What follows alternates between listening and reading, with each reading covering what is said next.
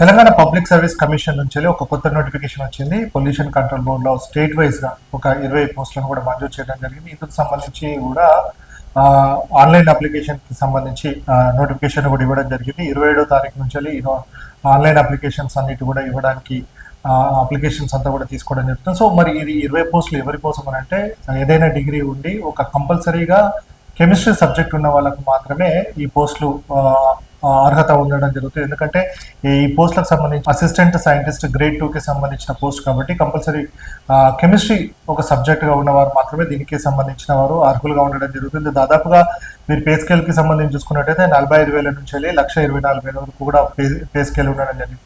So మళ్ళీ అలాగే ఏజ్కి సంబంధించి అన్ని టీఎస్పీఎస్సీలో ఏ విధంగా అయితే ఏజ్ రిలాక్సేషన్ ఉందో దాంట్లో అదే విధంగా కూడా రిలాక్సేషన్ ఇవ్వడం జరిగింది. ఎస్సీ ఎస్టీ బీసీ అలాగే ఈడబ్ల్యూఎస్కి సంబంధించి 5 సంవత్సరాలు అంటే 18 నుంచి 34 సంవత్సరాలు ఉంటే దీంట్లో 5 ఏళ్ళు రిలాక్సేషన్, ఫిజికల్ హ్యాండిక్యాప్కి సంబంధించి 10 years ఇలా ఇవ్వడం జరిగింది. అలాగే అప్లికేషన్ ఫీజుకి సంబంధించి ఒక దాదాపుగా ఓసీబీసీ వాళ్ళకి సంబంధించి 1000 రూపాయల వరకు కూడా అప్లికేషన్ ఫీజును తీసుకోవడం జరుగుతుంది. అలాగే ఎస్సీ ఎస్టీ పీడబ్ల్యూడి నుంచి 500 రూపాయలను ఈ అప్లికేషన్కి సంబంధించి తీసుకోవడం జరుగుతుంది ఆన్లైన్లో. అంటే 4 మోడ్లో క్రెడిట్ కార్డ్, నెట్ బ్యాంకింగ్ కావచ్చు, యూపీఐ ద్వారా ఏదైనా మోడ్లో వీళ్ళంతా కూడా ఆన్లైన్ అప్లికేషన్స్కి సంబంధించి పేమెంట్ చేయడానికి చేసుకోవచ్చు అని కూడా చెప్తున్న నేపథ్యం ఉంది.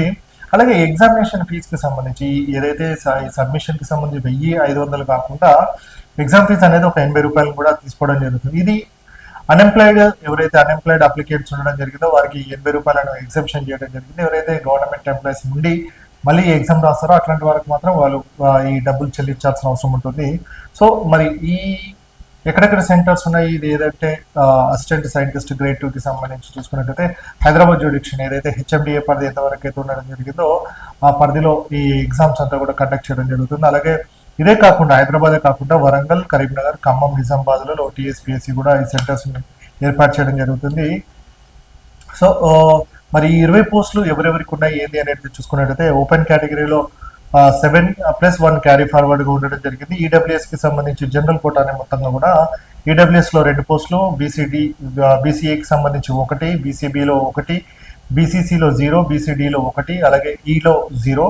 ఎస్సీకి సంబంధించి ఎస్సీ కేటగిరీలో ఇప్పటికే 3 కేటగిరీస్ చేయడం జరిగింది కాబట్టి గ్రూప్ 1లో 0, అలాగే గ్రూప్ 2లో 1 పోస్టు, అలాగే గ్రూప్ 3లో 1 పోస్టు ఉండడం జరిగింది. అలాగే ఇంకొకటి క్యారీ ఫార్వర్డ్గా ఉండడం దీంట్లో గ్రూప్ 3లో ఉండడం జరిగింది. సో ఎస్టీలకు సంబంధించి 3 పోస్టులు, హెచ్హెచ్కి సంబంధించి 1 పోస్ట్ ఉండేది. సో టోటల్గా 20 పోస్టులను కూడా టీఎస్పీఎస్సీ ద్వారా ఈ భర్తీ చేయడానికి నోటిఫికేషన్ ఇవ్వడం జరిగింది. సో ఈ మరి ఎగ్జామ్ ప్యాటర్న్ అంతా కూడా చూసుకున్నట్టయితే ఏదైతే అప్లికేషన్స్ ఇప్పటికే వారందరూ కూడా ఓటీఆర్ అంతా కూడా తీసుకోవడం జరిగింది. ఇఫ్ ఎవరికైనా ఓటీఆర్ లేకపోతే మాత్రం ఓటీఆర్ అప్లై చేసుకొని దీన్ని అప్లికేషన్ సబ్మిషన్ చేయొచ్చు అని కూడా టీఎస్పీఎస్సీ వెబ్సైట్లో చెప్పిన నేపథ్యం ఉంది. సో మరి ఎగ్జామ్ ప్యాటర్న్కి సంబంధించి చూసుకున్నట్టయితే కామన్గా ఎప్పుడైతే గ్రూప్ 1, గ్రూప్ 2కి సంబంధించి ఎవరైతే ప్రిపేర్ కావడం జరిగిందో ఫస్ట్ సబ్జెక్ట్ మాత్రం వాళ్ళకు ఈజీ అయ్యే అవకాశం కనబడుతుంది. ఎందుకంటే ఫస్ట్ సబ్జెక్ట్ పేపర్ 1 చూసుకున్నట్టయితే జనరల్ స్టడీస్ అండ్ జనరల్ ఎబిలిటీకి సంబంధించి 150 మార్కులు ఉండడం జరిగింది. ఇంకా సెకండ్ పేపర్ చూస్తే కంప్లీట్గా కెమిస్ట్రీకి సంబంధించే సిలబస్ని ఇవ్వడం జరిగింది. సో దాదాపుగా అంటే ఫస్ట్ పేపర్ 150 మార్కులు, సెకండ్ పేపర్ కూడా 150 మార్కులతో టోటల్గా 300 మార్కులకు సంబంధించి ఇదంతా ఉండడం జరిగింది. ఇందులో ఇది స్టేట్ లెవెల్ పోస్టులు కాబట్టి లోకల్ రిజర్వేషన్ అనేవి ఉండవు. మొత్తంగా స్టేట్ వైజే మెరిట్ ప్రకారమే దీన్ని పోస్టులను కూడా కంప్లీట్ చేసే అవకాశం కనబడుతుంది. సో మరి ఈ ఎగ్జామ్ ఎప్పుడు ఉంటుంది అనేది చూసుకున్నట్టయితే ఇప్పుడు జూలైలో ఉండే అవకాశం కూడా కనబడుతుంది.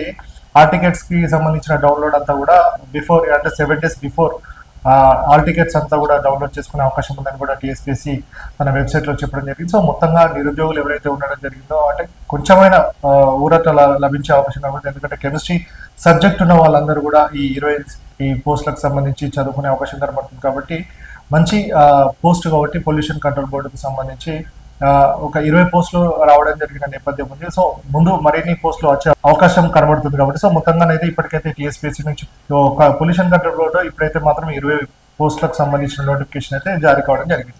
ఈ వీడియోపై మీ అభిప్రాయాన్ని కమెంట్ బాక్స్లో తప్పకుండా తెలియచేయండి. అలాగే ఈ వీడియోని లైక్ చేయండి.